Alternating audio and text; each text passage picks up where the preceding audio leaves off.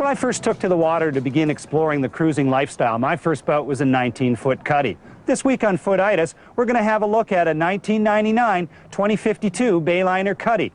Now, Cuddys may be small, but they make an ideal entry-level boat for cottage boaters or trailer boaters who want to begin exploring waters a little further from home and spend a little bit of time aboard. Overall, this 1999 Capri remains an attractive-looking boat, a vast improvement over earlier designs that employed blue and gray color schemes accented with purples and pinks.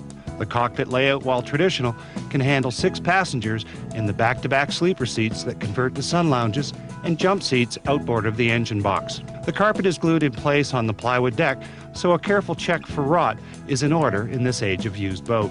The jump seats remove easily to provide for more deck space or to allow the engine box to be removed for daily maintenance checks or service. Major work on the Mercury Mercruiser 5-liter will require the removal of additional panels. At the stern, a small but functional integrated swim platform with solid stainless handholds and a telescopic swim ladder will make boarding from the water easy. The stainless tow eye in the transom and the wet storage locker in the cockpit deck will come in handy for boaters who enjoy tubing or skiing. Generous access to the Cuddy Cabin is provided by a pair of lockable bifold doors. The Cuddy itself is quite basic with no frills, but the intent here is to provide storage and a place out of the sun for kids or a berth for 2 adults for a day or 2 aboard.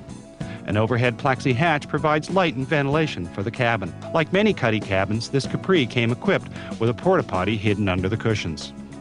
Access to the foredeck through the windshield is quite easy due to the molded-in steps, and safety moving forward is enhanced by the bow railing. At the bow of the Bayliner, it has 2 cleats for lines that are undersized but functional. The anchor locker is a nice extra that will work for lines and road, but is not large enough for a proper-sized anchor. The helm is attractively styled with all of the instruments recessed in an automotive-style binnacle. While attractive, the helm's curved design provides few options for mounting a VHF or electronics, with the lower helm being taken up with switches and a stereo. Cruising out from the marina to start the on-water tests, I had a chance to evaluate the Helmand Controls. My first impression was that the positioning of the wheel and shifter were pretty good, but the windshield was a little low, so that I was looking at the frame when seated. The 220 horsepower 5-liter Mercruiser with an Alpha 1 drive spinning a 19-inch prop had the Bayliner Capri on plane in 5.5 seconds and hitting 40 miles per hour in 7.3 seconds. Punching the throttle for a few maximum speed passes had the TAC hitting 5,500 RPM and the GPS reading 43.6 miles per hour.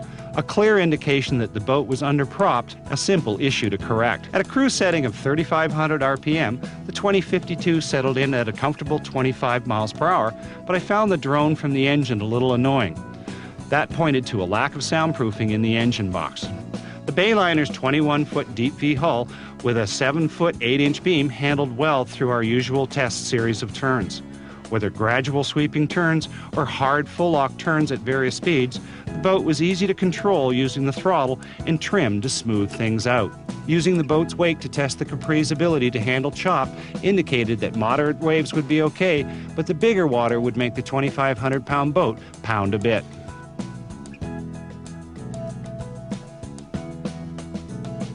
While many boaters may look down their noses at a Bayliner, you have to remember that Bayliner is one of the largest boat builders in the world for a good reason.